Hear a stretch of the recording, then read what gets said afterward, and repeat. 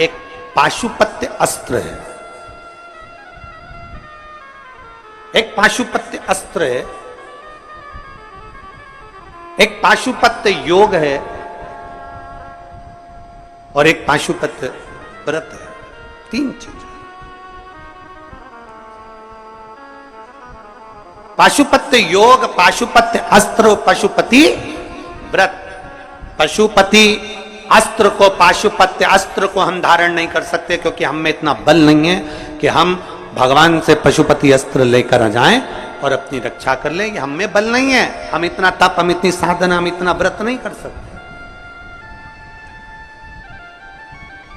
पाशुपत्य योग भी हम नहीं कर सकते, पर संपूर्ण विश्व के कल्याण के लिए शिव महापुराण में एक पशुपति व्रत वर्णन किया गया कि कुछ नहीं कर सकते तो पशुपति व्रत यदि कर लिया तो बाबा सुनता जरूर है, धारण कर ले वे पशुपति व्रत। पशु कितने व्रत होते हैं, कितने दिए लगते हैं? 6। प्रसाद के 3 हिस्से, 5 दिए मंदिर में, 1 दिया अपने घर के दरवाजे में। जिस मंदिर में पहला व्रत होता है उसी मंदिर में 5 व्रत होते हैं। व्रत के लिए मंदिर नहीं बदला जाता। दूसरे के घर का पानी पीकर, दूसरे के घर का भोजन कर कर, दूसरे के घर का अन्न खाकर, दूसरे के घर की चाय पीकर, दूसरे के घर का फलाहार कर कर या दूसरे के घर का अन्न भाग ग्रहण कर कर पशुपति व्रत नहीं होता।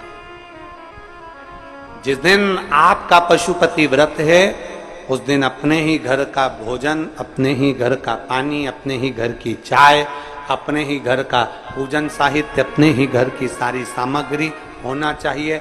दूसरा व्रत तुम्हारा, आज सोमवार का पशुपति व्रत है, तुम किसी से मिलने चले गए, उसके घर का पानी पियाए या उसके घर की चाय पियाए, व्रत खंडित हो जाता है। उस व्रत का कोई मूलता नहीं। जिस दिन तुम्हारा व्रत है उस दिन पूजन का सामान भी तुम्हारे घर का होना चाहिए, जल भी तुम्हारे घर का होना चाहिए, भोजन भी तुम्हारा, प्रसाद भी घर में। यहां तक कहा गया कि पशुपति व्रत में बाजार का प्रसाद नहीं लाना, घर में मीठा बनाना है। खीर बना लो, हलवा बना लो, तुम्हारी मर्जी पड़े जो बनाओ, मीठा चावल बनाओ, चाहे पुआ बनाओ, तुम्हारी मर्जी पड़े, चाहे तुम मालपुआ बनाओ, चाहे तुम रबड़ी बनाओ, खीर बनाओ, तुम जो बनाओ, पर घर में बनाओ।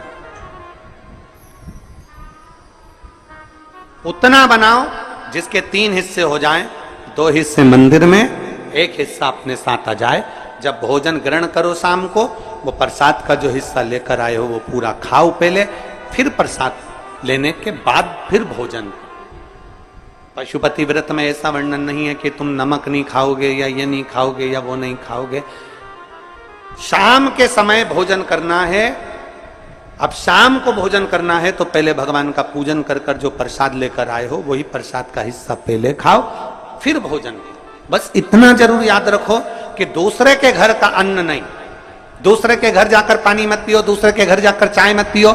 जिस दिन सोमवार का तुम्हारा पशुपति व्रत है उस दिन अपने घर में रहकर भगवान की भक्ति कर कर भाव से पूजन करो।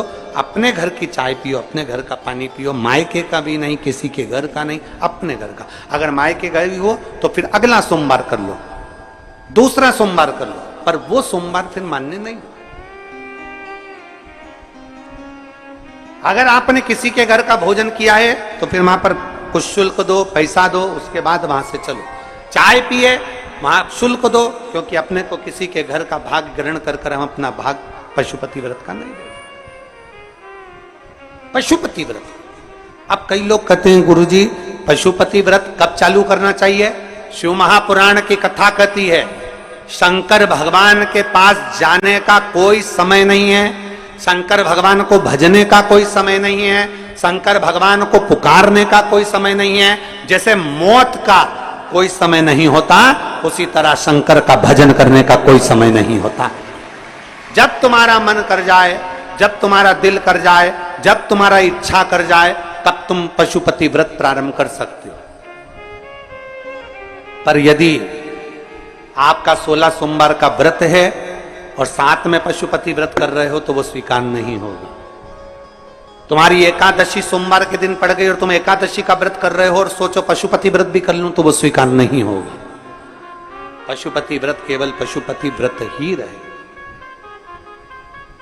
पशुपति व्रत, कढ़ाई में जितना सामान बनाया तुमने, जितनी खीर बनाई, जितना सामान बनाया, पूरा की पूरा लेकर जाना। ये नहीं कि कढ़ाई में छोड़कर चली जाऊं, आधा बच्चों के लिए छोड़ जाती हूं, आधे में से 3 हिस्से कर दूंगी ना।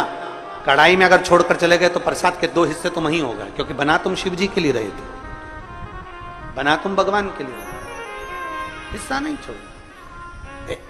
एक पत्र है।